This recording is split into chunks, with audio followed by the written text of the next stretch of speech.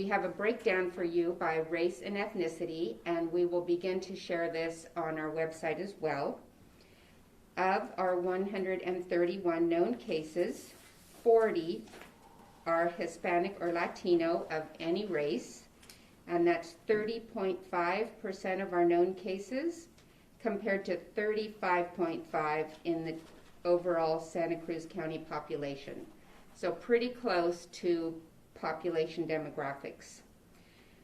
85 of the 131 known cases are white or Caucasian, non-Latino, non-Hispanic.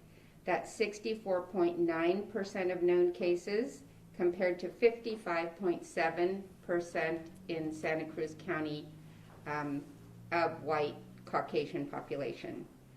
5 of the cases are other or multi-race, and that's 3.8% of the cases compared to 8.8% of Santa Cruz County population. 1 case remains under investigation. I have zip code information for you for which zip codes are in North County, Mid County, South County. It's a long list. I don't think I need to read all of those, but that is available on the website, on the data dashboard now. We realize that the city of Santa Cruz is divided between North County and Mid County, so we're going to work on giving you more granularity in that data. But when we broke down by the cities, we see that the 2 smaller cities still have very small numbers, 5 or less, and we're not ready to release those numbers yet. Okay, let's talk about shelter in place, the next order. I thought the order was finalized last night until the governor announced that he was planning to close beaches. As Jason said, we have no more information than you do. You probably have more than we do because you're probably more up on the news than we are. So I can't answer any questions about the governor's plans and beach closure. I do know that earlier this week he made a directive to the state parks that said that they would not allow any beach activity outside of recreational activities that promote physical and mental health. And so he said, yes, walking, running, cycling, water sports are encouraged, but at no time will sitting, lying, standing, sunbathing, sightseeing, or other non-exercise activities be allowed at beaches, and specifically no umbrellas, shade structures, tents, barbecues, grills, coolers, chairs, or other conveyances for sitting or lying will be allowed on the beaches. So that's governor's directive. He is trying to address the crowding that we saw in open California beaches, especially in Orange County last weekend. And so that's the direction he's headed. We are, as I said, waiting to hear more from the governor before we release further shelter-in-place orders around beaches. There's a lot of other good news in the shelter-in-place order that's coming up. As you know, my current shelter-in-place order expires on May 3 at midnight. And so we had hoped to have an order in place well before this weekend so folks could plan and prepare, but again, we're waiting on the governor. What I can tell you about is, first of all, the core of the shelter-in-place orders is always the social distancing requirements. So that contains the same 4 elements. I know you're tired of hearing about this, but I'm going to say them again. Frequent hand washing, maintaining a physical distance of 6 feet, stay at home if you're ill except for medical care as needed, and cover your coughs and sneezes. In addition, now the face covering order is part of that social distancing requirement. So it now has 5 elements. That's the core of the shelter in place. My intention is to extend my current shelter in place order with an open end date. So there will be no end date to the next extension of the shelter in place. And instead, I plan to issue modifications to the shelter in place every 3 weeks or so. And the reason I've chosen 3 weeks is that it takes up to 14 days for incubation period for this virus. So it's any shorter period of time for modifications doesn't make sense because we wouldn't yet be able to see and assess the impact that any changes have made. So there's a lot of good news in the upcoming shelter-in-place extension, and I want our community to hear that really clearly from you because they've done so well. We as a community have done so well at our sheltering-in-place efforts that we've seen a fantastic lengthening of our doubling time and flattening of our curve. And so I want the community to hear very clearly that they're doing a fantastic job, and as a result, we can open up some activities.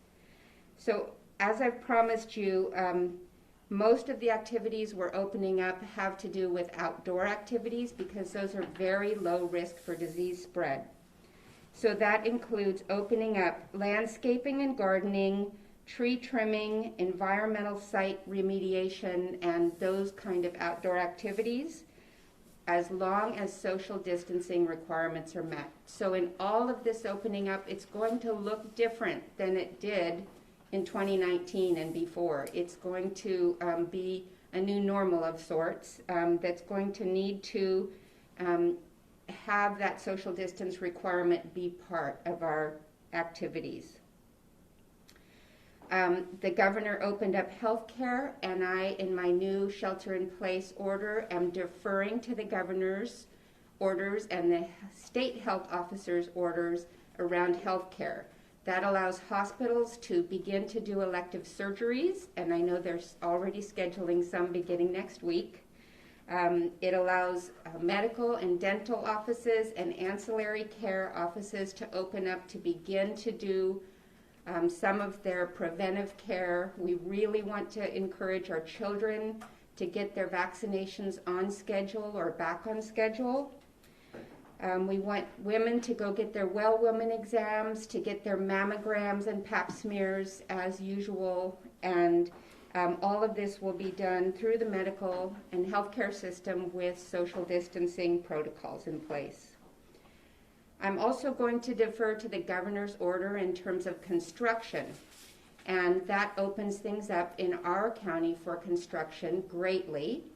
There is a construction protocol that will need to be followed that expands on the social distancing requirements, and that will be included as an appendix to our shelter-in-place order. Real estate will also be able to open, and I'm deferring again to the governor's orders as to real estate, and that will allow more real estate activities in our county. Related to that, moving will be allowed again. However, anyone who moves outside of our county or into our county from outside of Santa Cruz County is strongly urged to self-quarantine in their new residence for 14 days after moving. Wholesale and retail nurseries and other businesses that support the gardening and landscaping industry, as well as all other agriculture outdoor activity, will also be allowed.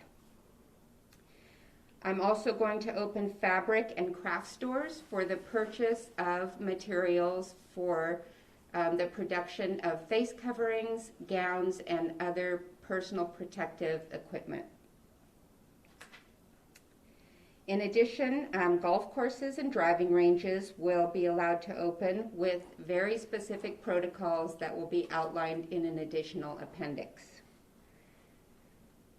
And lastly, on the good news list is that we will begin to open educational and recreational activities for children of all ages through grade 12 in stable groups of 12 or fewer children with a stable teacher. And we're working with parks and recreation and other entities to begin to plan summer day camps and other summer activities to get some sense of normalcy back for our children in our community. One more thing around the beaches and the concerns of our community around the crowding that we saw last weekend here in our community as well, and that is that the new shelter-in-place order clarifies language around the prohibition of the use of short-term vacation rentals, hotels, motels, bed and breakfast, inns, etc., for non-essential travel. And the owners and operators of those businesses will need to keep a record of why each traveler was here in our county for essential activities, which are also clearly defined, and stipulating that fines and penalties can be applied to owners, operators, and travelers who are not abiding by those rules. So that's a summary of my planned shelter in place. Again, it is not final, pending the governor's announcements around his beach closures. And now I'm going to turn it over to Director Mimi Hall to talk about our new initiative, Save Lives Santa Cruz County. Mimi, 1 second. For those of you on the line, we cannot hear you, but apparently you can hear each other. So if you're typing or making any noise whatsoever, can you please mute your phone while we proceed? Thank you. Good morning, everybody. I'm Mimi Hall, Health Services Agency Director for the County of Santa Cruz, and I want to follow Dr. Newell up with some more good news. As many of you know, we cannot find a balance over the next 12 to 24 months in our community, or be assured that our community will maintain the success that we have once our shelter-in-place orders loosen more and more. And so what we're working on is an initiative called Save Lives Santa Cruz, so that the community can have a clear and transparent understanding of the phases that we're going to move through to ensure that our community remains safe as we find that balance until we have a vaccine or therapeutics for COVID-19. So Save Lives Santa Cruz, the SAVE stands for the 4 phases of our initiative. The first phase is S, slow the spread. So that's where we are right now. We have physical distancing measures in place, and we're trying to improve dramatically our testing and contact tracing capabilities so that when there are new cases, we can quickly identify them and quickly ensure that they don't spread. The A phase is where we're headed to right now, which is a little glimmer of hope, and that's adapt to a new normal. So in adapting to a new normal, we're going to be slowly opening up and loosening elements of the shelter-in-place orders, as Dr. Newell has begun to do now. We have a lot of confidence that 8 weeks after this COVID response started in our community, we had our first case about 6 or 7 weeks ago, that we have a lot more capability to slow the spread in terms of our workforce, our testing capacities, and many other things. During adapting to a new normal, this phase is expected to last at least 12 to 24 months until we have good treatments or a vaccine available. So that's a long time for our community. And during that time, we'll be maintaining our close eye on our healthcare system capacity, our ability to continue to test. Eventually, we hope that we can move through our priority areas so that everybody who is symptomatic will receive a COVID test if they desire. The V in Save Lives stands for vaccinate.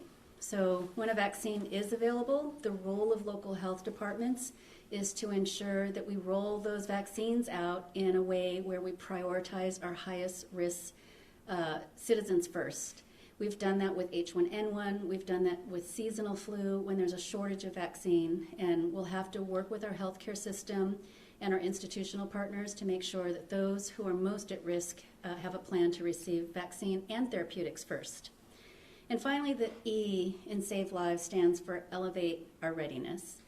I hope that we all will take a lesson, not just in the public health and the healthcare system world, but in our communities about the resilience we have to build in to be prepared for any emergency. And so we're not out of the woods once we have a vaccine, and we will be working to elevate the community's readiness through partnerships, through strengthening our public health infrastructure and also our economic infrastructure.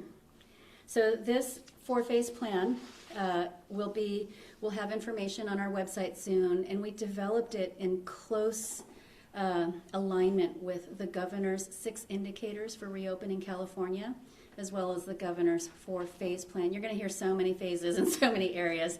The federal government also has a phased plan for reopening of America, but we are also informed by the best thought partners in public health out there, including the World Health Organization, Johns Hopkins University, and Resolve America, which is Dr. Thomas Frieden's plan. He's the former director of the CDC. And so all of those elements have been rolled into our plan, and we're looking forward to providing more information to the community as we roll that out. Thank you. And now I'm going to turn it over to Dr. Ghilarducci, who is our Deputy Health Officer as well as the county's EMS Medical Director, and he's going to talk about alternate care sites. Thank you, Mimi. Well, good morning. So we are roughly 2 months into this now, and I think I have more good news to report, which I think is evident to everybody, is that our fears from what we thought would be where we would be at this point about a month ago have not come true so far, and the modeling that we saw early was very concerning, and I think fortunately to the early action by Dr. Newell and by Director Hall, as far as the responsiveness of the Santa Cruz community as well, we're seeing a much lower rate of increase in Santa Cruz County than we anticipated. So part of our planning purposes was to form an alternate care site. The intent of this was to provide overflow capacity for hospitals. The scenario that we were looking at in March was that our hospitals would soon be overwhelmed and we needed a place for lower acuity patients to be seen and taken care of. But our modeling now shows that that's much less likely, at least in the near future. And projections now look to, probably an increase in late July or mid-August, and that increase is far lower than what we had anticipated prior to our shelter-in-place orders. So the other things that have changed is that the state and federal resources have come online during that period of time, and there are now alternate care sites, such as an entire hospital in Daly City, the Seton Medical Center, as well as other federal sites in Santa Clara County that are going to receive priority support from the state and the feds to take care of these patients. So it looks like our need for a local alternate care site has now diminished quite a bit. So we are now demobilizing our plans to open this alternate care site at 1440 Multiversity, and we'll be placing the site into a state of dormancy but readiness to be able to be reactivated if we needed to, depending on how the conditions go. So this allows us to focus our efforts where we can do the best good for the county and not divert resources to an alternate care site that is less likely to be used at this point. So thank you. So let's, are we ready for questions? Okay, you want to come back to the full position? We'll start on the phone with Kara Guzman from SC Local Press. Make sure you unmute your phone and press *61. Hi, Kara here. Can you hear me? We can. Okay, great. Dr. Newell and Dr. Ghilarducci, can you comment on the infection rate? I think last week you shared a 3.5% infection rate. Is that still the same? And what is that based on? And how confident are you in that given our still limited testing? That number that I shared, I think it was 3.9%, was the positive test to negative test ratio. And the federal government has determined that anything under 10% means that we're doing adequate testing. So that is just an indication of testing availability. I think most of us agree that we haven't been doing adequate testing yet, certainly not enough testing to meet public demand. If we're talking about disease rate in the county, we haven't done any surveillance testing to know what our disease rate is. However, a general rule of thumb that many health jurisdictions are using is that for each known case, there are probably 20 to 30 cases that we haven't detected, either because they're asymptomatic or the illness was mild and the person did not present for testing, or was unable to get testing on request. And so that would mean that we would take our 131 deaths, multiply that by 20 to 30, and divide it by our population to get an estimated disease rate. But I haven't done that at this point. Do we have one in the room? Sure.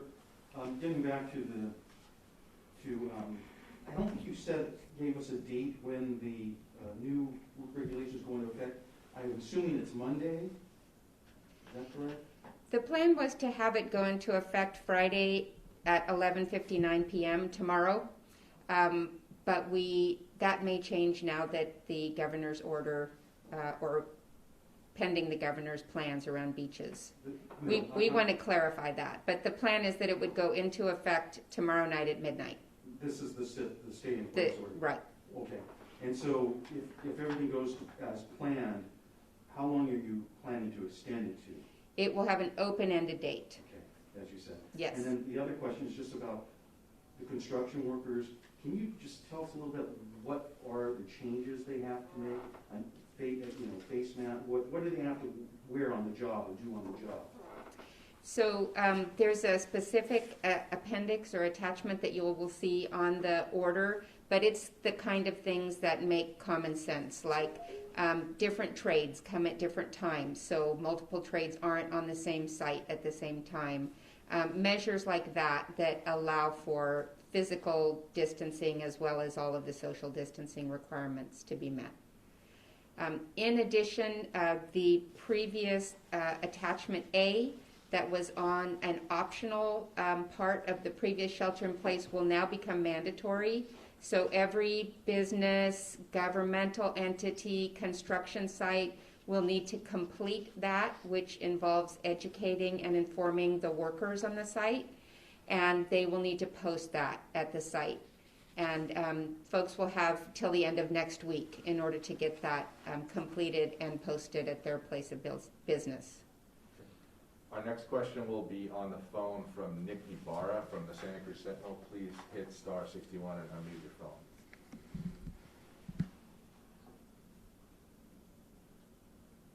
Nick, can you hear me? There you go.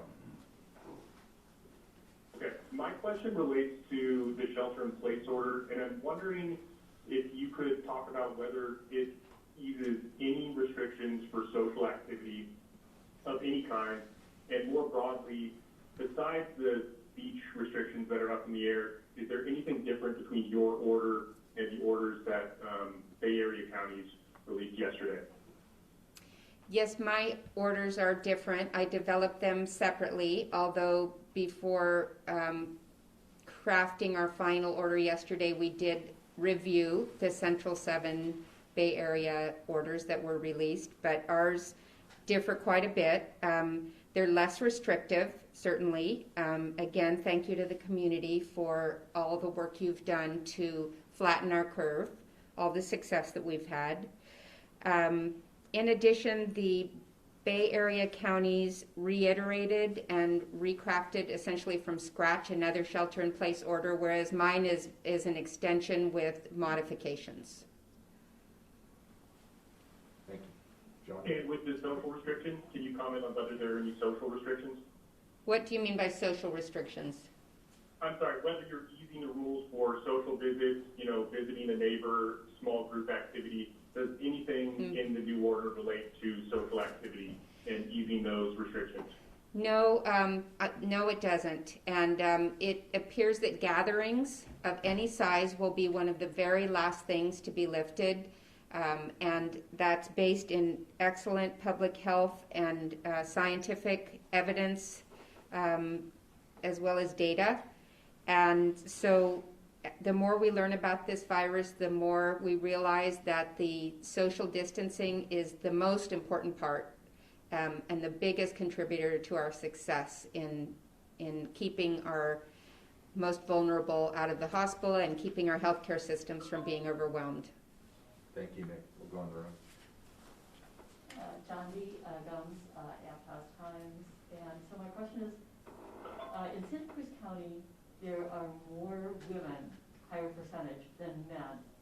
Whereas I've heard that nationally and internationally, there's more men who have the virus than women. So can you explain why that is? Does anyone have any theories?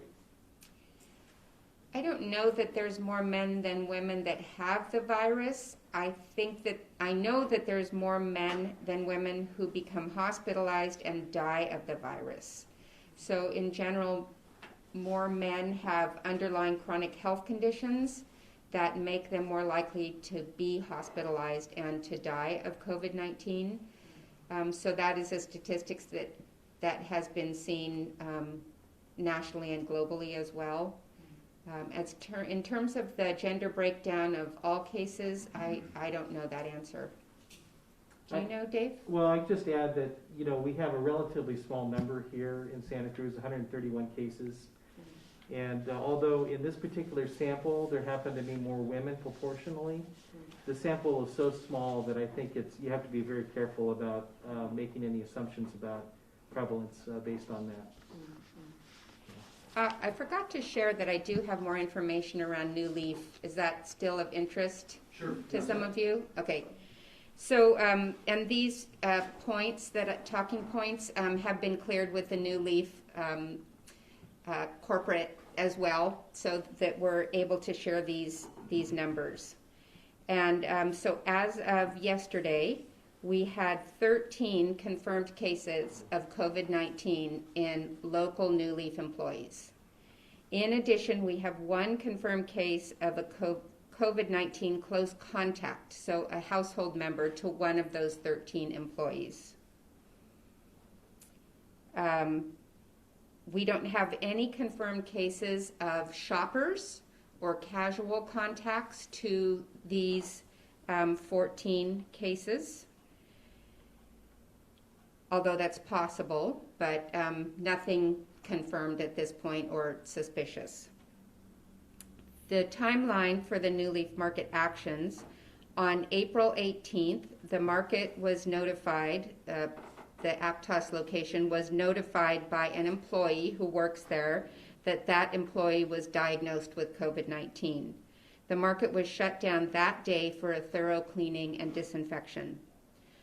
The following day, the market reopened, and New Leaf notified all employees via an email that a staff member at the market in Aptos was diagnosed with confirmed COVID, and the public was notified at the same via the New Leaf Market website. On April 20th, an exposure notice was sent from our communicable disease unit to New Leaf to send to employees on the following day, advising them to monitor for COVID symptoms through May 3. The following day, on April 21, as directed, New Leaf emailed the exposure notice to all staff. On April 22nd, a press release was made by New Leaf Markets announcing they were closing the Aptos market to protect employees and customers, and they planned to test all employees for COVID-19 and promised that they would not return to work unless negative. New Leaf tested approximately 80 of their employees. About 40 of those have been confirmed as negative, no positives, and we're waiting for the remainder of the test results at this time. The employees that have confirmed negative results were notified that they could return to work, and the market opened on April 28th.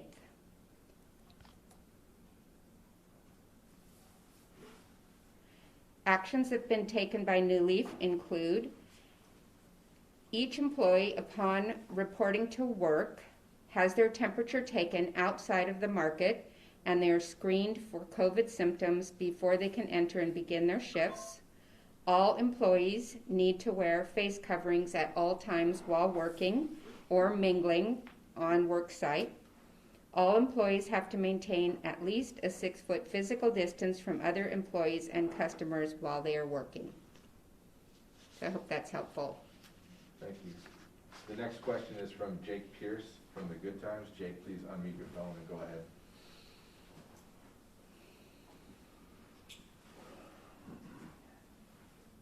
star 61, Jake. Are you there?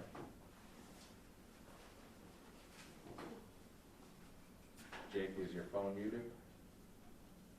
Okay, yeah, I did it, but it didn't go through the first time. We hear you, Jake. Thank you. Yeah. Okay, great. So, the Santa Cruz Live, the statewide Santa Cruz County initiative was mentioned earlier. There was also a new position that will be funded through the Community Foundation Santa Cruz County to facilitate some of the reopenings and possible suggested changes to the health orders. What are you anticipating in that working relationship with Margaret? I don't know how you pronounce her last name, but she seems very qualified. And how will you take suggestions from her?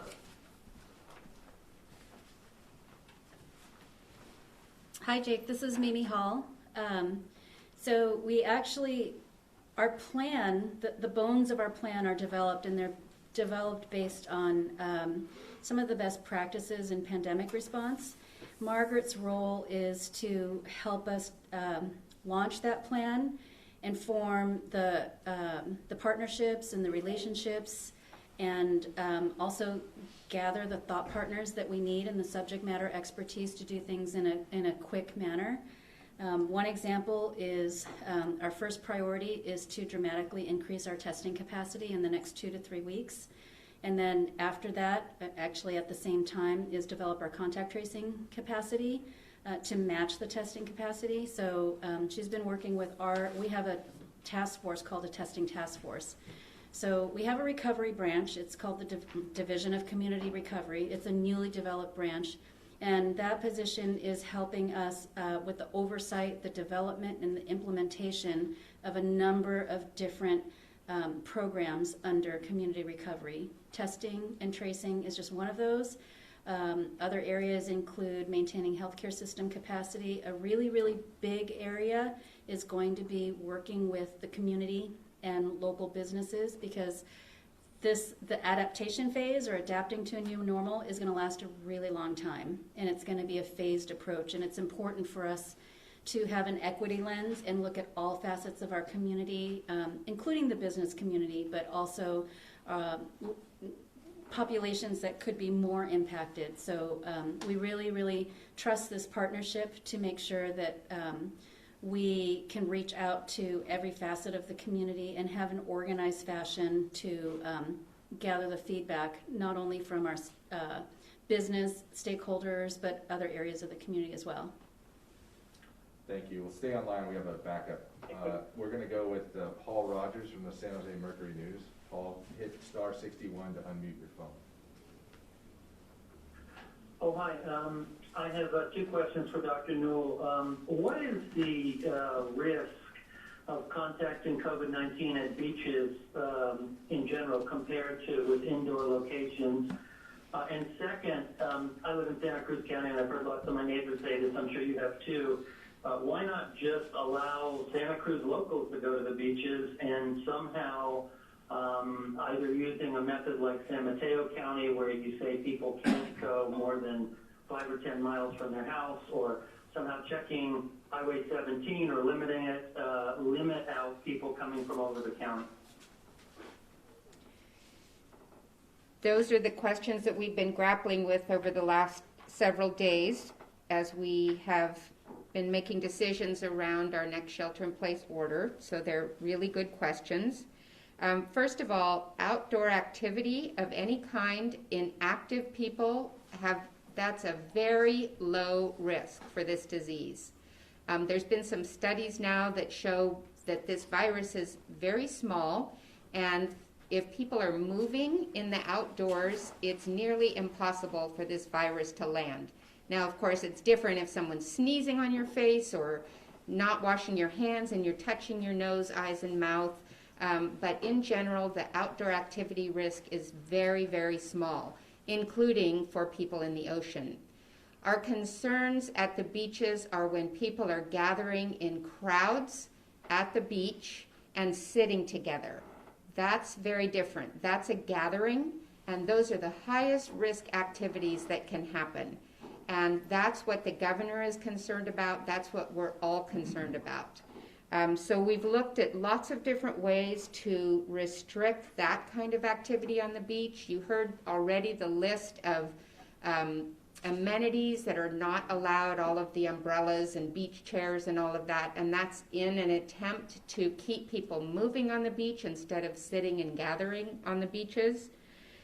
In terms of restricting movement, there's some basic constitutional issues around restricting movement that even a health officer order can't impact, even under pandemic situations.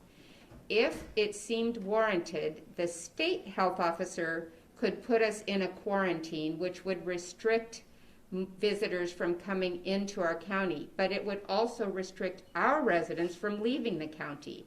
And I don't think that any of us would be very happy about that either. And that would be a restriction that would include all travel, including essential activities. As far as the 5-mile limit, there's questions about the enforcement and constitutionality of that as well. The San Mateo order specifies that only for recreational activities. Our law enforcement, especially Sheriff Hart, who has been incredibly supportive of all of my shelter-in-place orders, so I want to say that right up front, supportive and helpful. He feels that it would be unenforceable if we set that 5-mile limit. First of all, people usually or often don't carry their identification when they're at the beach. So it's difficult to check IDs for where people would live. It would be difficult for law enforcement to actually check mileage and enforce that from a home to the place that the person is. There are people who are uncomfortable sharing their identity with law enforcement, and that's understandable. And in addition, setting a 5-mile limit would present equity issues because it would mean that certain members of our community would not be able to access the ocean. Generally, the less affluent people would not have as much access to the ocean and parks. So all of those things are taken into consideration when deciding about how to limit beach access. Thank you. Do we have a question in the room, Drew? Dr. Newell, if you're, say, a small business that feels like you can still operate while social distancing, but maybe wasn't specifically a part of the list that's in the new shelter-in-place order, how would you go about that? And is that something that, if you could social distance, could be open? Right, so anyone who falls into the current or newly allowed business sectors should refer to the attachment A in the new shelter-in-place order that they will be required to complete and post. And that gives excellent guidelines for how to, what kind of measures to put into place to open your business. And quick follow-up that is unrelated, but have there been any more clusters like New Leaf in the county? There haven't, fortunately. We have a question from Univision on whether you can confirm any cases among farm workers within Santa Cruz County. We have not had any cases in agricultural workers in Santa Cruz County to date. Thank you. Is there another one in the room? Dr. Newell, just to follow up on the New Leaf, you mentioned that they had tested 80 employees and there were also 40 were back, 40 more were pending, and they're taking temperatures of those who are working now. But is there a concern about asymptomatic shedding or asymptomatic carriers and the possibility of them being back? Could that be an issue? That's right. So the CDC says that about 25% of COVID cases are completely asymptomatic, and that many, if not most, of the symptomatic cases shed virus for up to 48 hours before they develop symptoms. So that's where the face coverings and 6-foot distance plays a role, as well as the hand washing and avoiding touching your mouth, nose, and eyes, all of the other measures that we take. Doctor, since you've eased the restrictions, are you going to be, how are you going to monitor or make sure that, we don't see a surge? Or Are you going to be monitoring this during this period? Of course, we'll be monitoring. Law enforcement, as I mentioned, has been fantastic. Very supportive, very helpful as we develop these guidelines with their input from what they're seeing and hearing in our community and from community members. They are totally on board to do everything that they can do. But mostly we rely on the community and their goodwill to do the right thing. Thank you. We have a couple people on the phone who have not had a chance to ask a question. Courtney, are you there from Patch? Can you press star 61 to unmute your phone?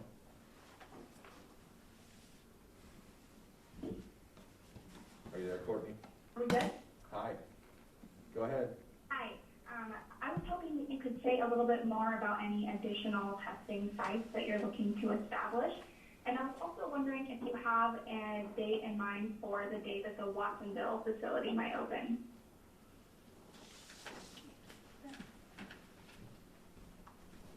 Hi, this is Mimi Hall, Health Services Agency Director. So the site that we're getting is a site, it's actually not, we're not calling it a testing site, we're calling it a specimen collection site. Because it's not like people can walk in and just ask for a test. It's just a place where we can coordinate referrals with the healthcare system and they can collect the specimens on our behalf. So the state is providing the staff and the materials and the PPE for the site, which is huge. As you all know, we're struggling with having adequate supplies to do that. So it helps us immensely to have this organization called OptumServe come in and do this for us. So it relieves that demand on our local staffing and PPE and testing supplies. What's going to happen is, so the state had originally said that it would be up and running hopefully by May 4th. We think it'll be more like the end of the week. The site is at Ramsey Park in South County, and it will be by appointment only. So it will work just like the other tests work, where you're going to need to have a referral there from a primary care provider or some healthcare entity. And they're using Quest Diagnostics as their lab. So they have told us that they anticipate that the test results would be back within 48 hours, but our experience right now with Quest is it's more like 4 days. So maybe they're anticipating that some of that rhythm might change in the next few days. Some of our initial thoughts is that because they're using Quest as their laboratory, that we'll probably work with our local health system partners to think about sending kind of lower priority cases there. Certainly not cases that we need results back in a day or two. Thank you. And we have another question from Ashley Papp of KSQD. Ashley, can you press star 61 to unmute your phone?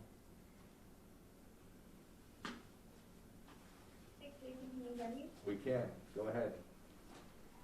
Hi, Dr. Newell. This is Ashley Papp of KSQD.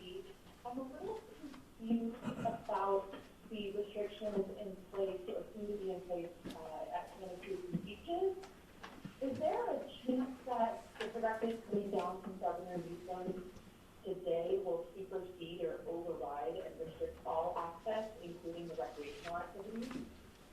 Yeah, Ashley, I think you missed the beginning. We, in places where there are conflicting orders, the stricter rules apply. So if the governor does go ahead and close beaches, that would override our order.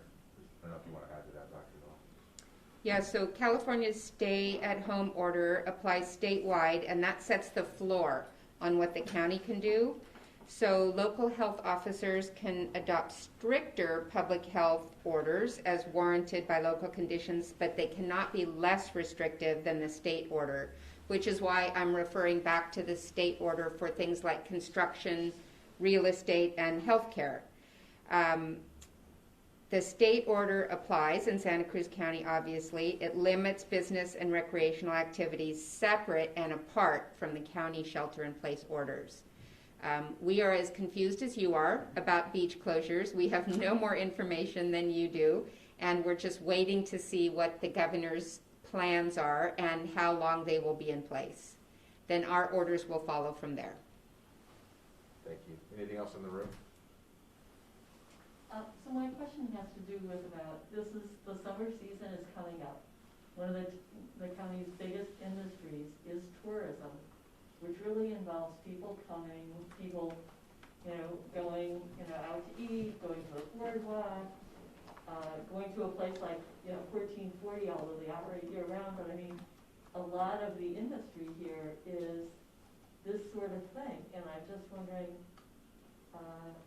will there be any tourism allowed this summer at all? The governor has stated that his phase-in will be over a period of weeks and not months.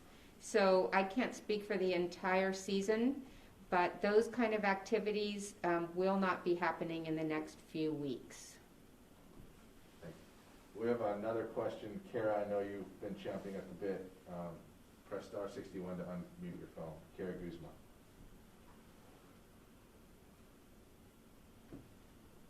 Kara, are you there? All right. Drew, did you want to? Yeah, maybe following up on the specimen collection. Hello? Sorry, wait 1 second, Kara. We'll get back to you. How much more Okay. can that ramp up the, overall testing? Is there a specific, number that we think that can? There is. So they have the testing capacity of 132 tests a day. But on top of that, one of the things that our testing task force is working on is identifying a max capacity for the county, the entire county per day. So we have several sites that can do over 100 tests. So pretty darn soon we're going to have a max number that we're shooting for. But then that doesn't mean that many tests will happen.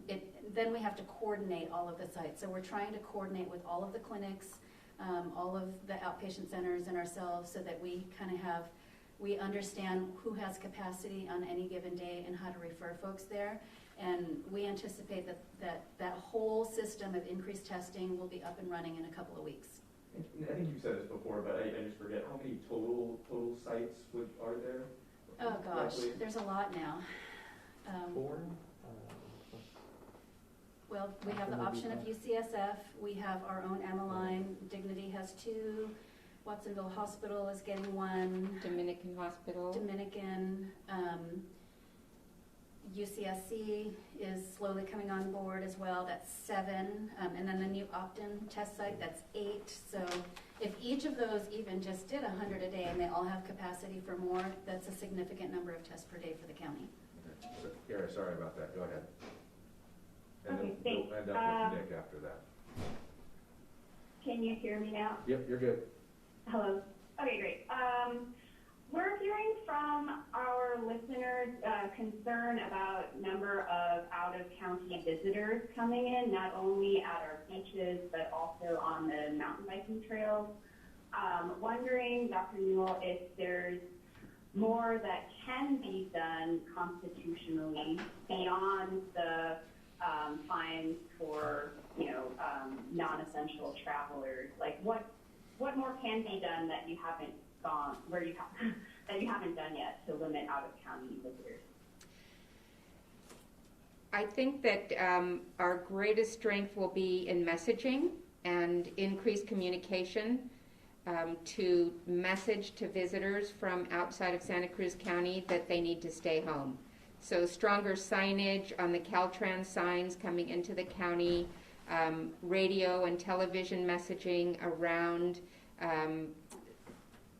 our beaches are not open, our county is not open for visitors at this time. To remind people that the governor's stay-at-home order is still in place and travel for fun is not included as an essential activity, so they need to be at home and stay in their own neighborhoods and not visit other counties.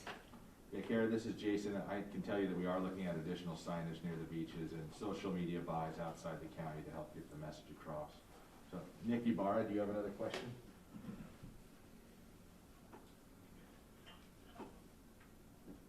Nick, star 61.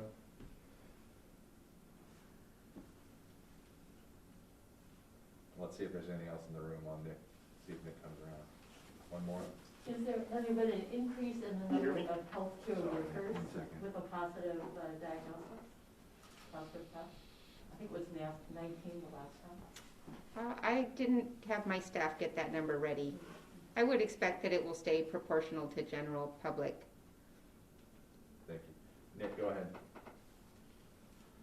Yeah, my question just relates to the amount of information, Dr. Newell, that you've been able to release in advance of the new shelter-in-place order.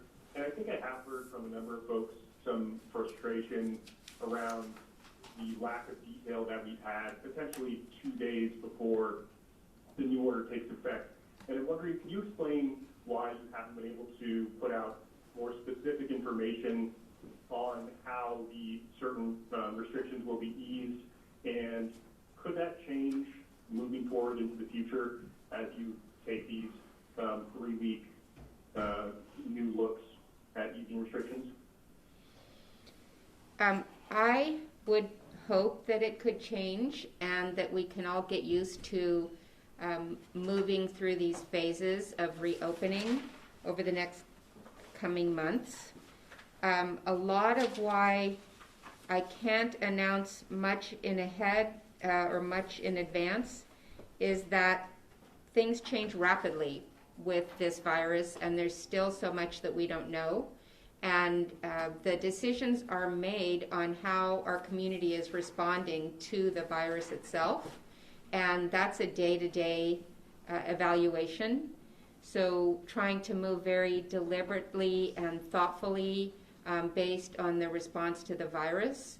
So my own decision making is day-to-day and can't be determined always a week or more in advance. In addition, I'm working with my colleague health officers in the region and statewide to try to develop an approach that is consistent, at least somewhat, through regions, because it's difficult when one county does something quite different than another, and it's hard to enforce and hard to communicate and understand for the public then. And then in addition, the governor and his daily press conferences, if I'm lucky, I might get notified by the California Department of Public Health about those a few hours ahead of time, sometimes the evening before, but certainly nothing in advance that would allow for a week in advance planning. I wish I had that luxury. Well, thank you, everyone. That concludes our press conference today. Thank you. Thank you all for being here and for your good coverage. Just to tune in at noon. Yeah. Yeah, right. Businesses start opening Monday, like the construction workers and Mhm. things like that. Okay, so I Yep, can go, I just want to make sure. Yeah. See, this is what happened to my underwriter. Good. No, we never used it. So it's just Once you did that. We're prepared and we have lots of. You're still.